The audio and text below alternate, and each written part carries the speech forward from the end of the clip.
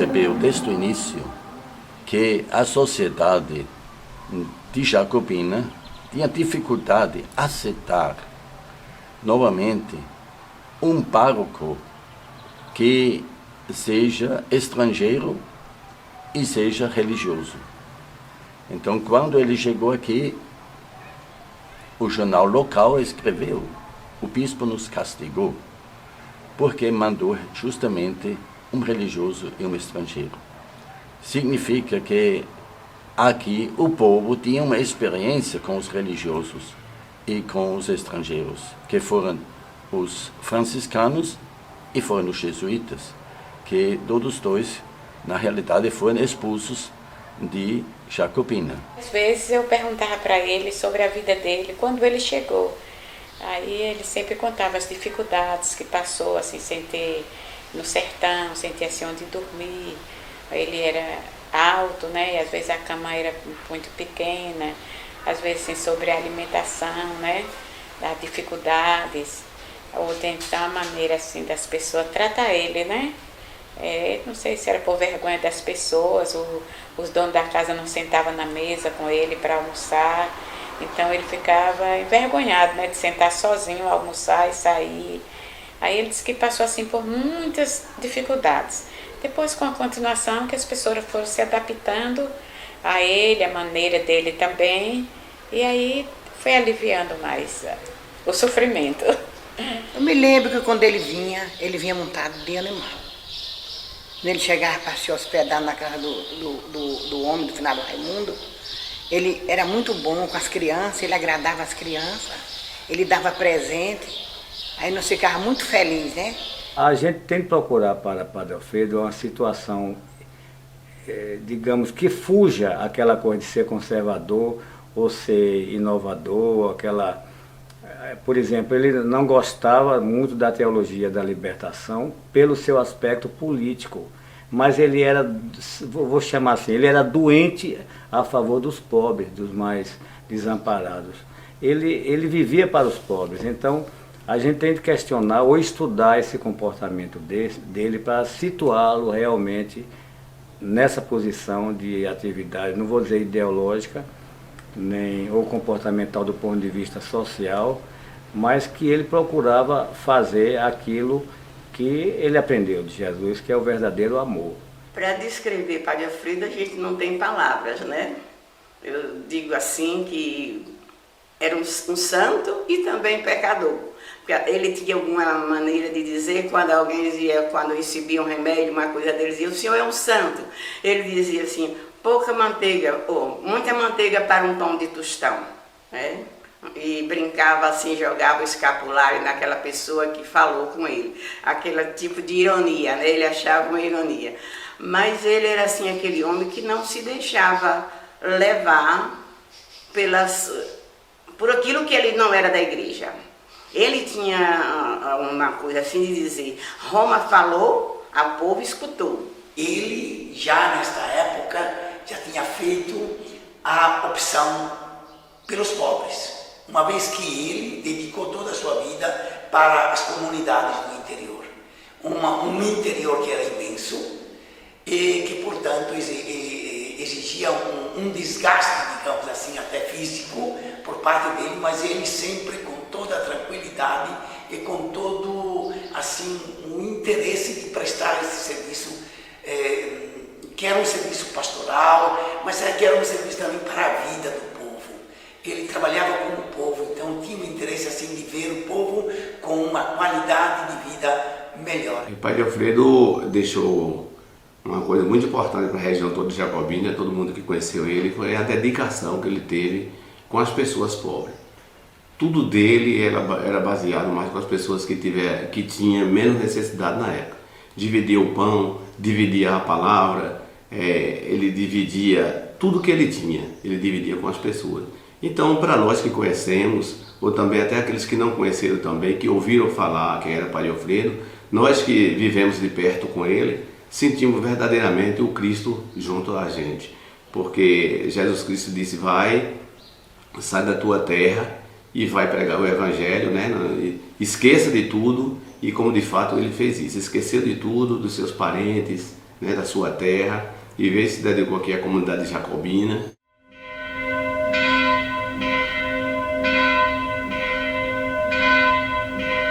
Padre Alfredo Hasler, com o nome de batismo de Bernardo Maria, nasceu no dia 5 de agosto de 1907, como o último dos 7 filhos de Ana e Joseph Hasler. Juntos moravam nesta casa anexa ao mosteiro de Heiligenkreuz, onde seu pai era sacristão. Com apenas 2 anos, o pequeno Bernardo perde seu pai, que deixa sua esposa, Ana, e os 7 filhos. Com muitos sacrifícios, a mãe viúva consegue educar seus filhos na tradição cristã e ajuda seu filho caçula a encontrar sua vocação por ocasião das celebrações de envio dos missionários no mosteiro do Verbo Divino em Santo Gabriel, que tocaram profundamente o jovem Bernardo. Naquela época, nos anos 20 e 30, esta casa aqui estava no auge. Tem que se imaginar isso, tinha mais ou menos 600 religiosos vivendo aqui. Na maioria homens jovens que estudavam aqui numa faculdade de teologia e que se prepararam para ser missionários. 400, um número muito grande. E depois da sua formação missionária, então na igreja houve a ordenação deles e depois uma celebração de envio dos missionários.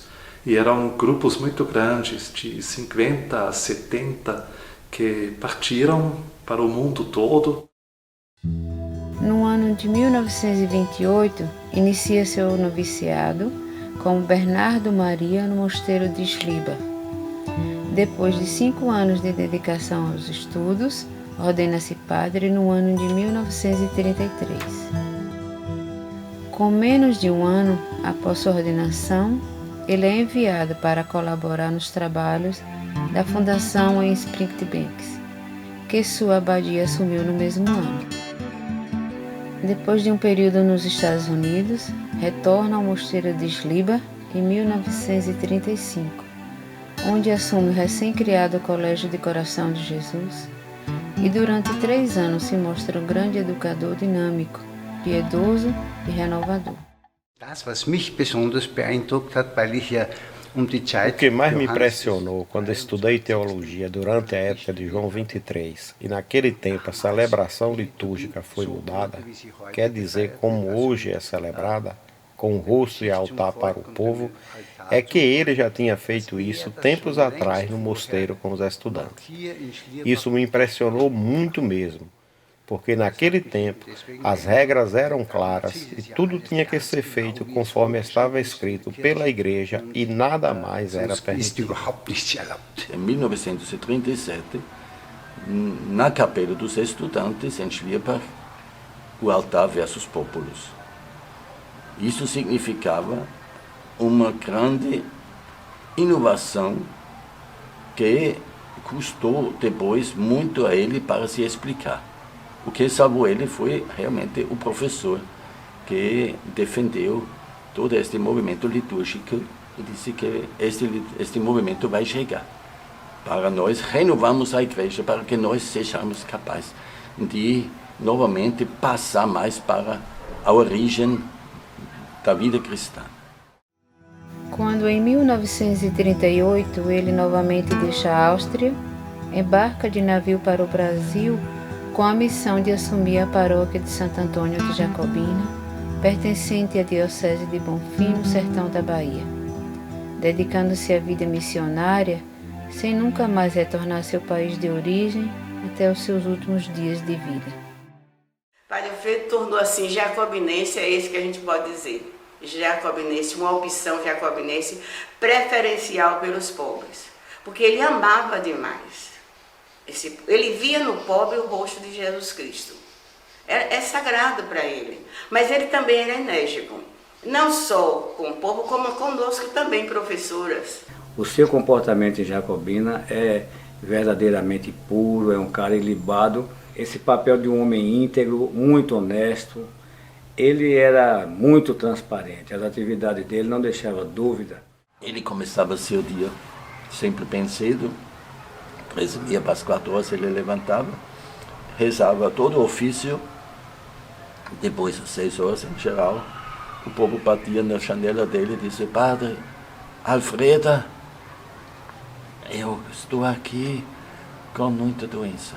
Então ele já começava a atender as pessoas até mais ou menos 8 horas, 8h30, com o atendimento de saúde. Depois ele foi para a igreja, confessando as pessoas que vinham e recebendo as escolas paroquiais antes da missa às 10 horas. Depois da missa, ele tomava os nomes dos batizados para as 2 horas. E depois ele foi almoçar. Foi o primeiro almoço, a primeira comida que ele tinha. Todo dia ele jejuava pela manhã, porque naquele tempo tinha ainda a lei da abstinência antes da Eucaristia. E à tarde, às 2 horas, eles celebravam os batizados, depois, em geral, também 3 ou 4 casamentos, e quando terminava os casamentos, então ele se arrumava para viajar de novo para o próximo lugar. Era uma grande dificuldade para ele, apesar de que não tinha estradas, ladeiras, buracos, chuva, frio, hospedagem. Ele se hospedava geralmente sempre na casa daquelas pessoas mais simples, né? Também para ele passou por muitas coisas assim, muita dificuldade. Teve uma vez que ele dormiu na casa de um casal, tudo de gente pobre. O que desse para ele comer era um pão, ele comia o que tivesse. Aí botaram uma redinha assim para ele deitar, disse que era tão pequena a rede que não dava para eles tirar, ele botou as pernas assim para baixo e dormiu assim. Aí, mas a mulher botou uma galinha, assim no canto da parede. A guia de galinha estava lá perto dele. Aí mesmo, tá assim de pichilinga. As pichilingas, ele contava pra gente e ria. Tomou conta da rede. Aí ele se viu todo com tanta pichilinga. E a outra roupa para mudar, e banho para tomar, tirar as pichilingas, não tinha. Foi um sofrimento. Ele contava esses casos pra gente e sorria, né? A alimentação também, porque as pessoas aí no sertão, vamos dizer, na época da seca, a alimentação, a gente sabe que é uma alimentação bem pobre mesmo, e ele tinha que se adaptar àquela alimentação. E como ele sendo uma pessoa de um outro país, que a gente sabe que a alimentação é totalmente diferente aqui do nosso sertão, para ele era uma grande dificuldade. Então ele foi um herói, que ele superou todas essas dificuldades. Quando ele saiu, ele dizia: Padre Alfredo, leve mais uma roupa para Alfredo. Mesmo que ele passava 15 dias, 2 semanas fora, uma mesma roupa, e aquela batina que ele não tirava para nada. Leve mais uma roupa para Alfredo, para o senhor trocar. Ele disse: não, filha, não. Jesus disse que é pouca bagagem. Não vou levar roupa, não. E mesmo, eu não vou tomar banho lá fora. Se é pobre das mulheres, vem com a latinha de água para fazer a comida dos filhos, dar banho nos meninos. Eu ainda vou esperar que elas vão buscar água para eu tomar banho? Não vou fazer isso, não, de jeito nenhum. Então ele só tomava banho aí e tomava banho quando voltava. A não ser que ele passasse em Caxinga do Moura, lá com a professora Judite, que tinha mais familiares. Ele pegava aquela roupa, lavava, ajeitava e... Opa, ele toma um banho, ajeitava. Mas em outro canto ele não tomava, não. Chegava, a gente ia lutar para limpar aquela roupa, porque era suja. De domingo à tarde até sexta à noite, ele passava na roça. Então fez uma desobrigo, uma obrigação constante de uma presença para atender cada dia uma comunidade com missa e com os sacramentos. Olha, como professora paroquial, assim, logo de início, foi assim meio, eu não me adaptava, porque primeiro a missa era em latim, né? Mesmo celebrando via de costa para o povo, mas ele tinha uma maneira de botar com as professoras. Ele, no mês de fevereiro, ele nos preparava todo o ritual em português. Quer dizer, estava desobedecendo lá, né? Mas ele passava, ele sentou por sinal, Frei Damião veio um dia a trem de noite, ele contava pra gente, veio a trem de noite, depois que do Concílio Vaticano II, não é? Veio para aprender com ele como fazer aquela missa para o povo, como dizia que ele fazia, animado. Nós morávamos lá em cima e descia aqui todo de vez em quando para a missa, não era de 30 em 30 dias que ele vinha aqui dizer a missa, né? E ali onde hoje é a igreja, era uma usina de Caroá, né? Ele comprou aquele salão, e ali é onde eles reuniam o povo para dizer a missa dele, né? Depois, lá vai o tempo passando, lá vai, aí foi que ele achou essa ajuda lá da Áustria, né? E começou a trabalhar fazendo as igrejas aqui no Brasil. Agora convido todos, vamos celebrar a missa, não é? Vamos para a missa agora, fazer a nossa parada para a missa. E na missa vamos celebrar essa missa hoje. Para quê? Na intenção, em gratidão para a juventude católica, que fez para as escolas paroquiais da nossa paróquia. Em gratidão ao nosso engenheiro, que veio tão longe como sacrifício, deixando a família tudo, somente para poder fazer o bem a todos nós.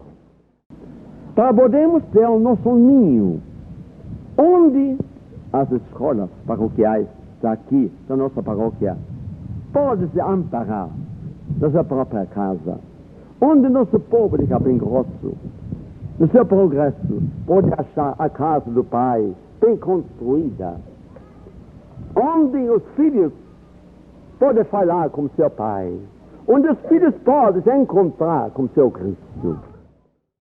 Padre Alfredo, naquele tempo celebrando a missa, a igreja das Figuras muita gente. Ele ficava conversando, ele ficava remedando com o padre, com a madre. Ele batia palma. Ele tinha um dizer: eu trouxe agora ela de Jacobina para aprender os papagaios em figuras. Quando quietava, por calmava, ele celebrava a missa. Eu me lembro muito que uma vez a igreja já estava em construção. Ele foi celebrar a missa, estava no altar e essas moças estavam lá de pé, só conversando. Eu me lembro que o moço tinha um bocado assim de bloco, que a igreja já estava em construção. E elas conversando, e ele pedindo licença, né, para celebrar a missa, e elas conservando. Aí ele desceu do altar, chegou lá, não estava essa moça, ele se ajoelhou e disse: me dá licença eu celebrar a missa? Ele pediu mais de uma vez. Também elas ali pararam ali, também só fizeram sair. Não pode ir à missa, é aquilo que ele dizia. Se Roma fala, se a lei da igreja era ir de manga, ele não permitia ninguém sem manga, não. Podia ser a mulher do meu senhor, não ia.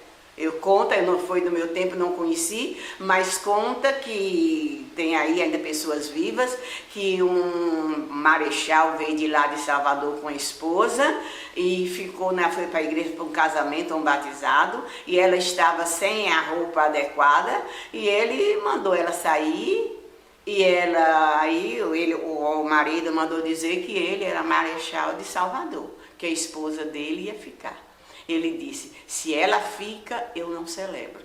E outra vez ele chegou e formaram uma festa. Uma festa lá junto da dormida dele, na casa da dona Jalzira. Aí agora piorou, mas o Padre Alfredo passa a noite. Aí eu acho que ele se aperreou sem poder dormir, veio de lá para cá. Aí foi falar com a turma não gostou não. Se arrepiaram tudo.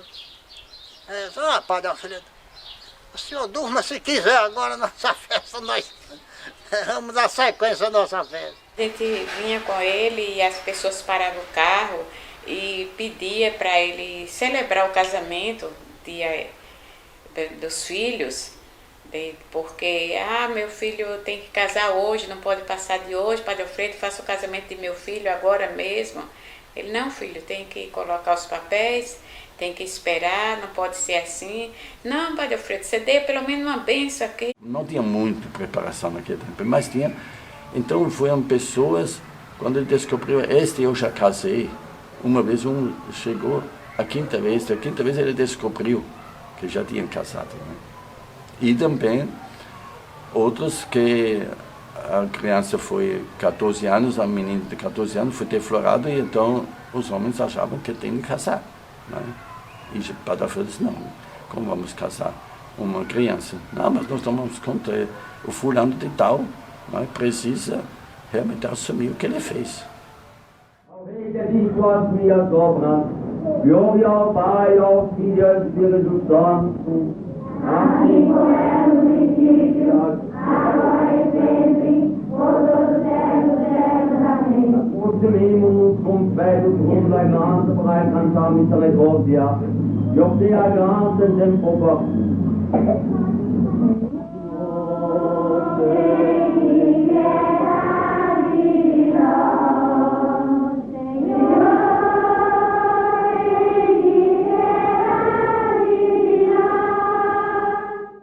Quando eu cheguei aqui, já encontrei o Padre Alfredo, já fazendo a caminhada dele para aqui, para as regiões, por perto, né?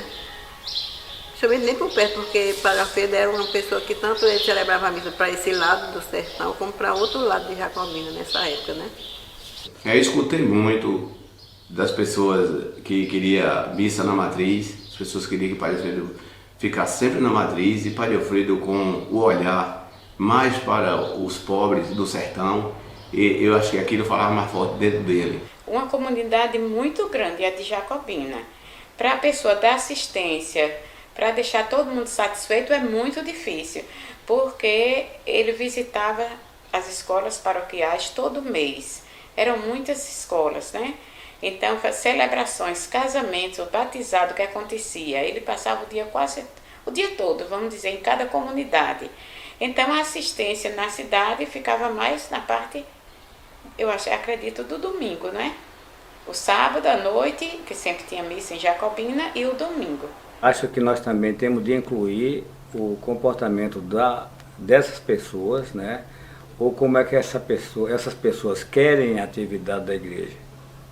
Porque muitas vezes determinadas pessoas não entendem o papel da igreja, ou não entende bem o papel do catolicismo, do cristianismo, que Jesus manda a gente deixar muitas coisas para atender os pobres.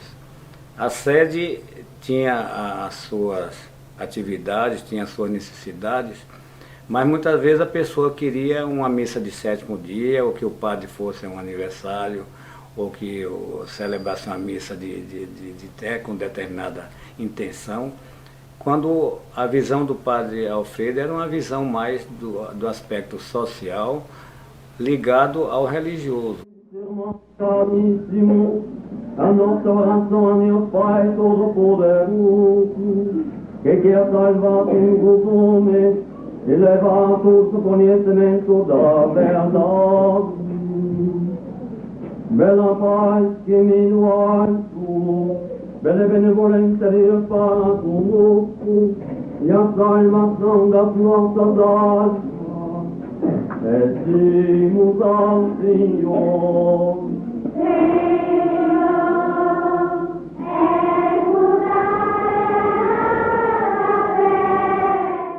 Quando ele chegou, ele tinha a grande dificuldade de agora tirar a influência dos políticos da igreja.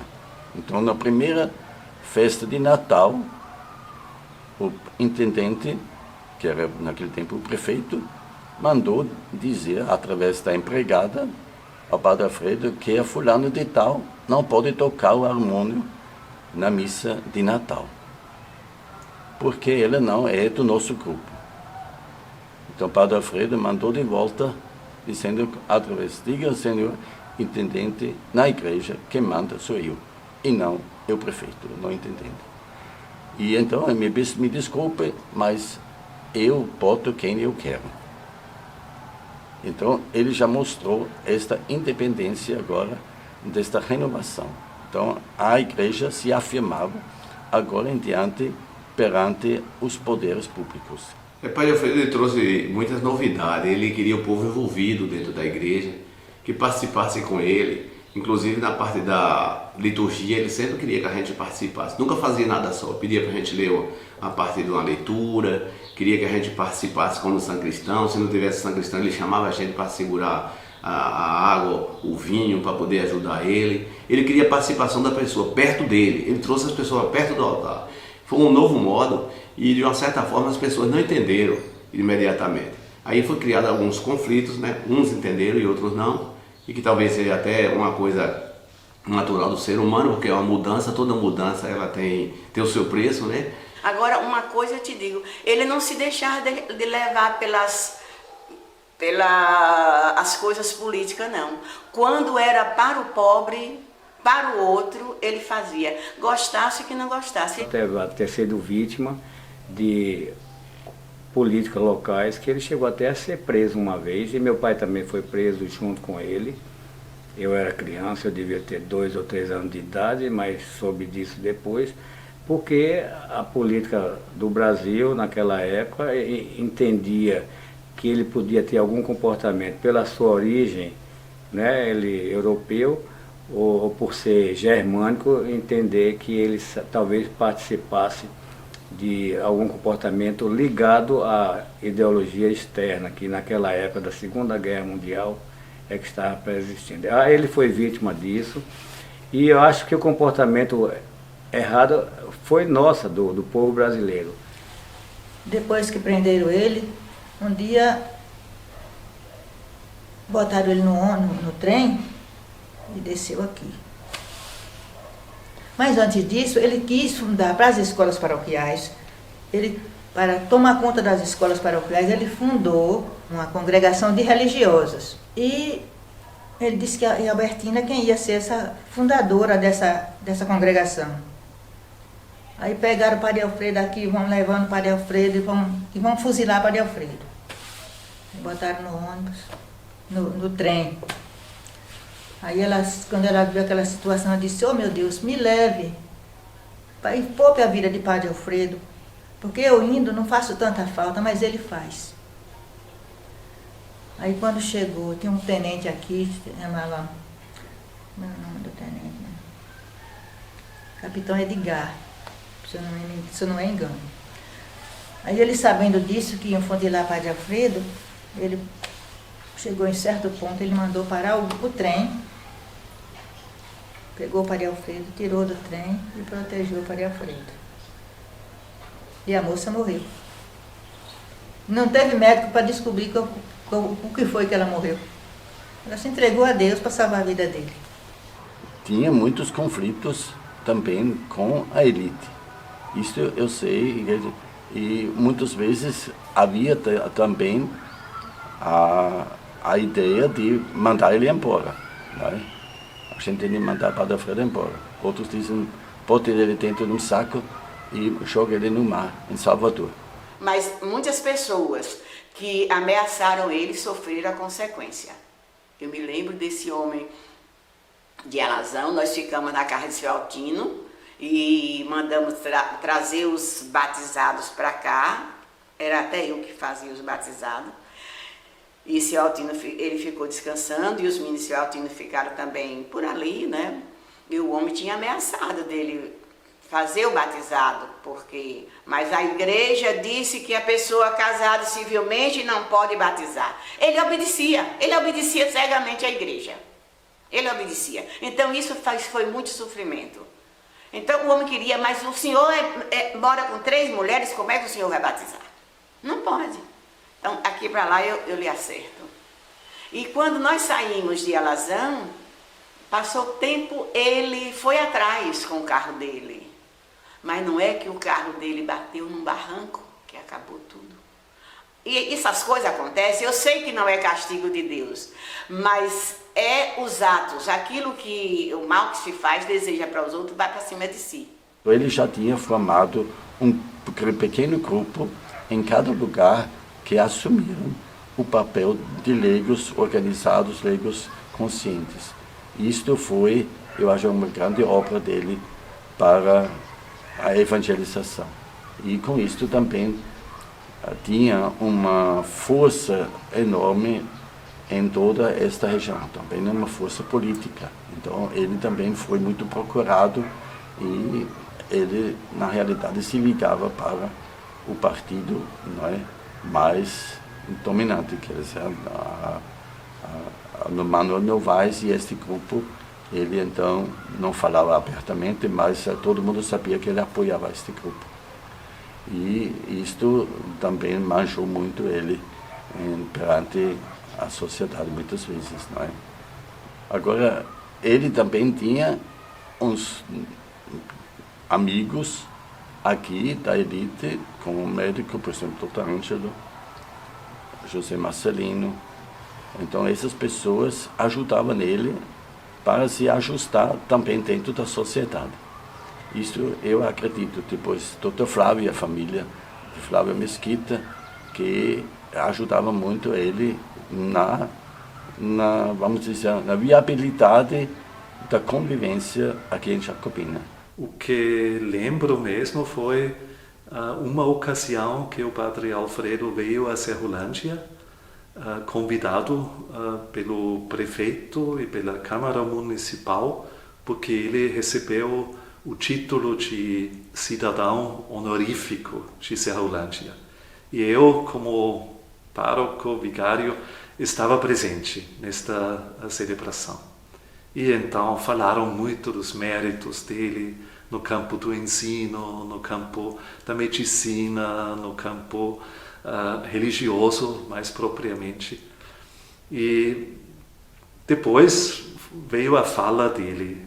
E eu me lembro muito bem como ele, homem velho, disse aí: olham, vocês me conferem este título de cidadão de Serrolândia, mas a minha preocupação agora é: será que eu vou ser cidadão do céu?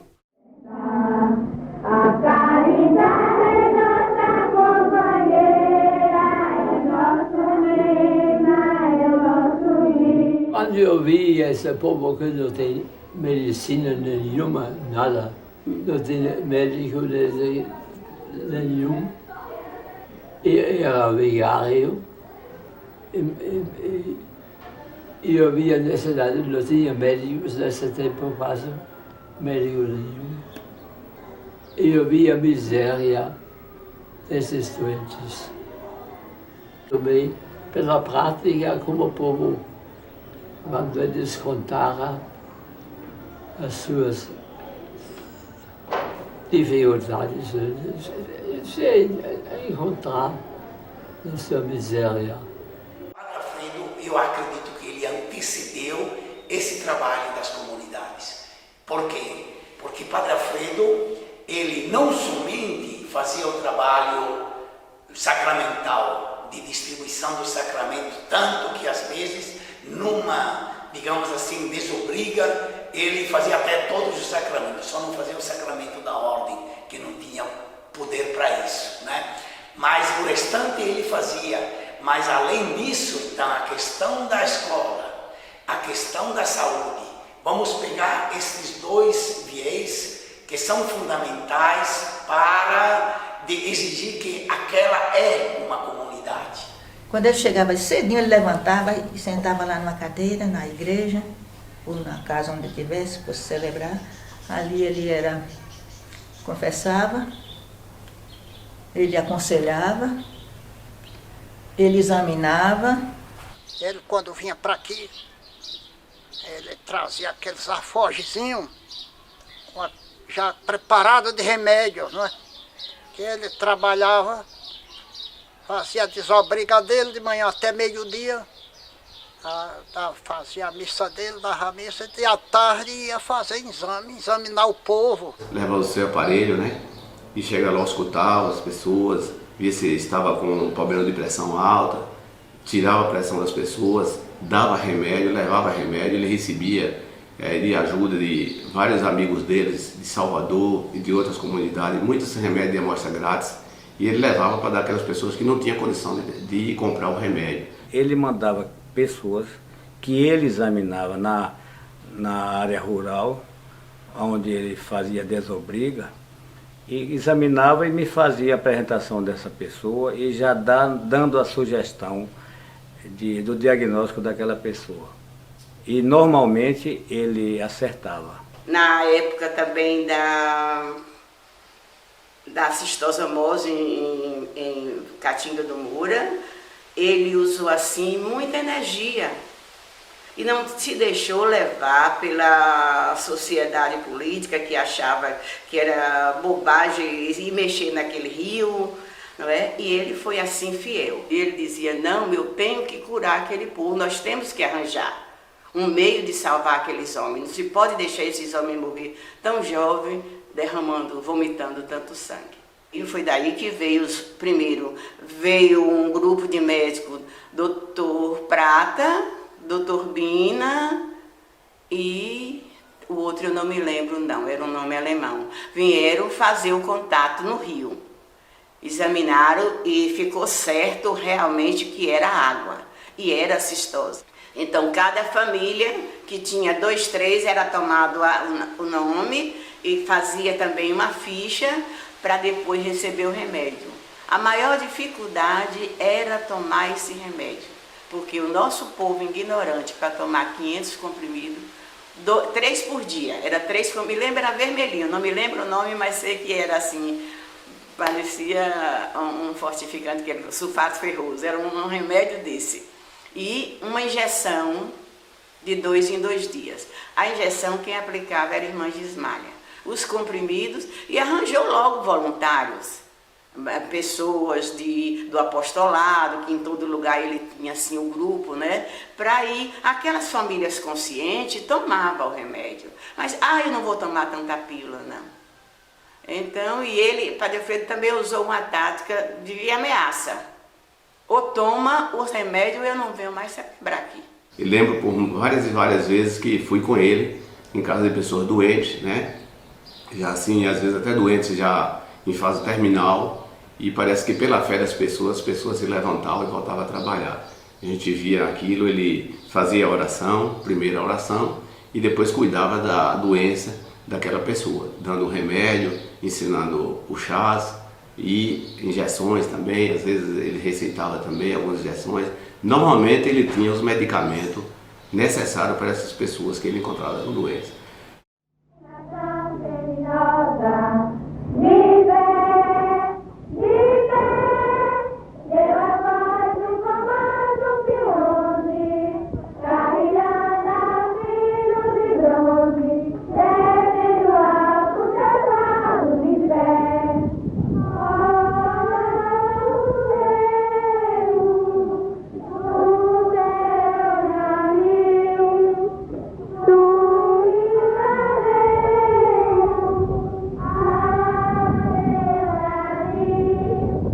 Paróquia tornou-se também um instrumento de uma grande obra social, através das escolas e através das pessoas que ele deixou nos lugares. Então a professora paroquial foi, na realidade, a pessoa que atendia as pessoas religiosamente e também socialmente. Como é que eu vou evangelizar um povo que nem lê? Como é que eu vou levar o evangelho para esse povo? Aí começou... Aí juntou-se com o pai de José Marcelino, o senhor José Marcelino, que era muito amigo dele, e fundou as escolas paroquiais no ano seguinte, em 1939, a primeira escola em Tabua. Nosso livro de agora fala que foram 42 escolas, mas pegando os livros velhos, que esses livros ele não mandou para a escola paroquial, que ele dizia, daqui do convento, que ele dizia, a escola paroquial da sede é da sede, a minha escola é do interior. Então aquelas primeiras professoras que ele contratou, somando, deu 112, 113 professoras, ele conseguiu angariar, colocar em todo esse município. A ideia da escola paroquial, ele pegou em Chicago. Lá ele entrou numa igreja católica, grande igreja, e quase estava todo cheio de homens, não somente de mulheres, mas a grande maioria foi homens. Então ele saiu e disse, de onde vem esta espiritualidade que os homens estão na igreja cantando e participando ativamente. Dizem, a escola paroquial. E no período do mês de fevereiro, a gente recebia 30 dias de um curso preparatório. Metodologias, psicologia, como lidar com a criança, né? E como trabalhar. Aí esse curso era dado pelas irmãs.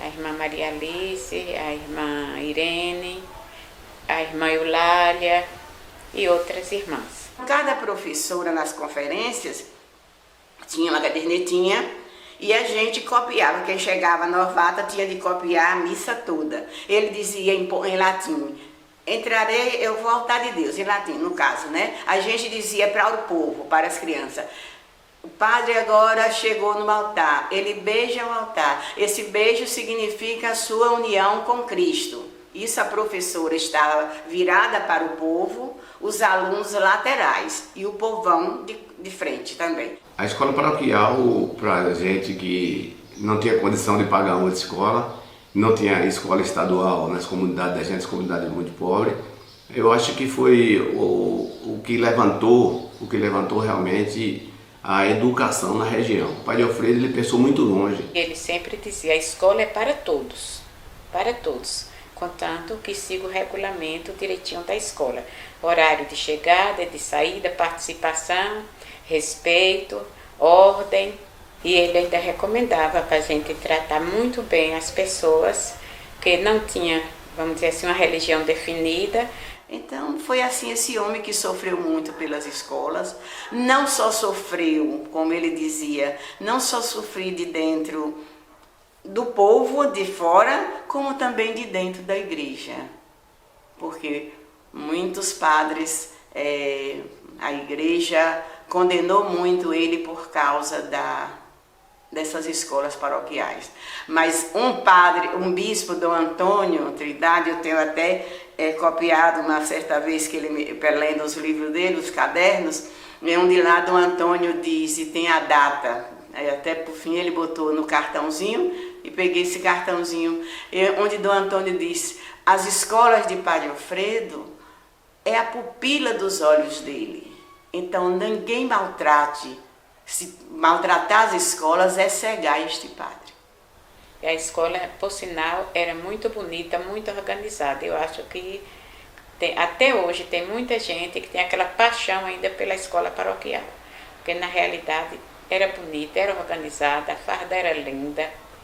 Bastaria o aluno tocar a corneta, todos os alunos entravam em forma, saía desfilando, sem precisar do professor estar mandando. Para mim foi uma maior honra quando a gente vestia aquela fardazinha da escola paroquial. Aquilo era um motivo de alegria para a comunidade, era uma festa na comunidade. E o Padre Alfredo, então, enchia o coração dele de alegria e de satisfação, porque ele sabia que o pensamento dele estava sendo transformado em ações.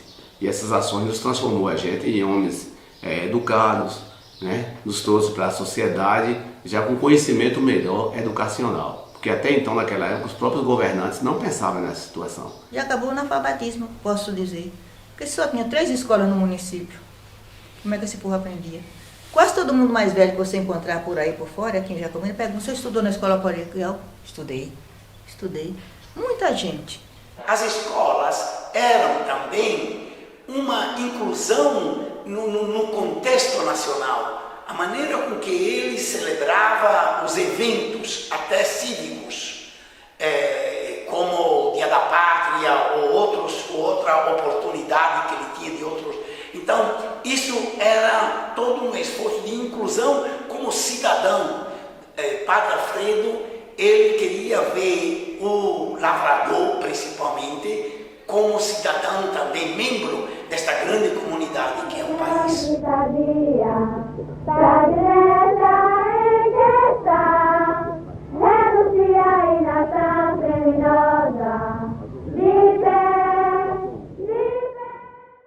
Uma praça de amor, uma praça de paz, de alegria santa. Deus pediu 50 anos para ficar aqui na minha terra de Jacobina. Eu chamo minha terra. Nunca voltei mais para a minha terra, para a Áustria, nunca mais. Uns viram e disseram, Senhor, eu quero mais bem a terra da Áustria. Eu quero bem, mas eu tenho outra terra melhor agora, que é minha, do meu coração. Nasci lá e aqui achei um coração de amor. Ele amava esta cidade e transformava essa cidade numa cidade muito religiosa. Quando ele chegava, chamava-se Jacobina a Rocha do Diabo. E aqui ele, então, com a maneira dele de ser decidido, de ser um padre que sempre falava do sacramento, sempre falava da oração e sempre falava também desta responsabilidade social. Não é? Então, ele assumiu este papel de uma ação de assistência e de promoção humana. Eu acho que foi muito rica, porque levou conhecimento a muitas pessoas, não só o conhecimento intelectual, como moral e religioso. Ele era como se diz, um verdadeiro padre mesmo. A gente via mesmo a santidade assim dele, apesar da exigência dele, né? Mas a gente via assim, a fé dele fazia, parece que passar para as pessoas, né? Adiante do dia a dia, da trajetória, a gente se encontrando todo 30 em 30 dias, não é? A gente não pode esquecer dele, não é? Aquilo fica dentro do íntimo da gente, aquele conhecimento que a gente nunca esquece. Passa, a gente tá... E jamais que eu... Tem aí uns papeizinhos aí, de volta e meia tô encontrando um retratinho dele, né? E aí, quanto mais tempo passa, mais a gente nunca se esquece, não é? O que eu admirei era a dedicação pastoral que ele tinha. Até com uma idade muito avançada, além dos 80, ele ainda ia às roças, ia celebrar, sempre acompanhado de uma irmã. E já que não deu mais para ler direito e falar direito, então ela que assumia. E ele tinha esta humildade de aceitar que a irmã atuasse no lado dele e junto com ele. Ele me ensinou muito essa simplicidade, aquela vida simples, austera. E eu não gosto de ter nada assim, sofisticado para a minha vida. Porque eu também vim com uma família muito simples, né? E Padre Alfredo me ajudou muito nisso, quando ele disse, não, isso não precisa, isso é bobagem. Para mim, eu recebi muito dele para o comportamento que a gente tem, aqueles conselhos sobre ética e moral que não devem ser nunca esquecidos e que ele era uma verdadeira vanguarda em distribuir para nós aqueles conselhos e aqueles exemplos tão bons que ele tinha. É uma figura inesquecível para nós. Ele sempre me dizia assim, olha, não precisa muita oração. Quando você sair, se preocupe para ensinar, para evangelizar, não queira muita bagagem. Que você possa fazer com que cada pessoa aprenda a rezar o Pai Nosso e a Ave Maria, já é o bastante. Eu acredito que a rede de comunidade que ele criou acho que são 10 municípios que surgiram daquilo que era o território da paróquia dele, dentro do território da Diocese de Bonfim, o legado que ele é esse mesmo, de ter enucleado tantas comunidades, e hoje a gente sente assim que na região, de uma forma ou de outra, você vê um povo mobilizado, um povo organizado. Ele foi o precursor das comunidades eclesiais de base. Talvez ele não chamasse deste jeito, mas ele foi. Ele implantou isso, porque não se trata daquilo que a gente na comunidade de base se dizia fé e vida, palavra de Deus e vida. É uma coisa impressionante. É uma coisa impressionante, e quando você vai nas comunidades, a referência é única, é sempre essa daqui. Foi o Padre Alfredo que principiou a escola, a saúde, a organização da comunidade, foi ele que fez tudo isso.